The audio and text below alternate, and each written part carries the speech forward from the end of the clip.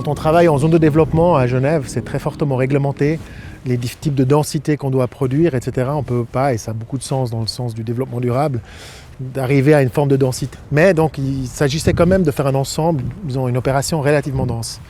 Alors le fait de regrouper cette densité non pas dans un étalage, si on veut un étalement sur le terrain, mais en le concentrant dans ces 3 petites tourettes, c'était une manière aussi de pouvoir libérer le rez-de-chaussée, de libérer le parc.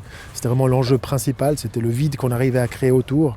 Et puis de concentrer cette habitabilité à l'intérieur de pavillons avec un maximum de qualité de vie, mais qui n'était pas celle d'avoir un rapport direct à un petit jardin, mais plutôt un rapport plus indirect à un très grand jardin. Voilà, il y a une recherche de qualité par rapport au jardin, par rapport à l'implantation urbaine et par rapport à une insertion urbaine qui n'est pas si facile dans des contextes périphériques, il faut dire. On travaille beaucoup en périphérie et on pense que là, le fait d'avoir cette présence de magnifiques arbres et de ce jardin crée une implantation qu'on pense a assez bien marché. Quand on travaille dans du logement justement en zone de développement, donc contrôlé, la question de l'efficacité typologique est vraiment importante. Et ce qui est intéressant dans ce genre de morphologie urbaine, qui sont en fait ce qu'on appelle des plots, donc on n'est pas dans une barre ni dans une cour, on est plutôt dans des éléments concentriques, non orientés, plutôt des éléments de type tourette, on a une distribution verticale unique, c'est-à-dire qu'on a une cage d'escalier, mais par contre qui permet de distribuer un grand nombre d'appartements. Et ça, mine de rien, c'est très efficace parce qu'on a ce qu'on appelle un facteur forme intéressant et une distribution qui est très efficace.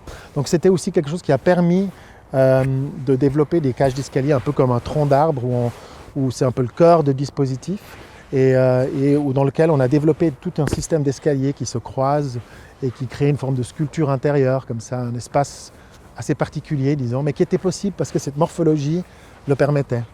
Les préfabriqués qui constituent ces balcons sont tout en préfabriqué béton, qui est très économe, mais qui ont été poncés pour créer une espèce de terrazzo. On verra que ça, c'est un matériau qu'on retrouve aussi dans les cages d'escalier, qui sont très brutes en béton, mais où ce terrazzo vient accompagner ce brutalisme, qui est compensé ou qui est, disons, complémentarisé par un traitement généreux de matière en bois.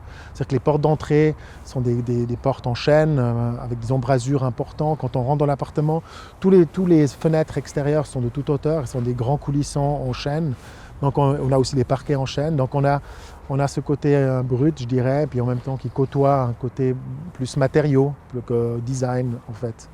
Oui, je pense que ce qui nous rend vraiment fiers dans ce projet, s'il y a quelque chose qui rend fier, c'est vraiment l'habitabilité du site, je pense, dans le sens large, typologique et contextuel.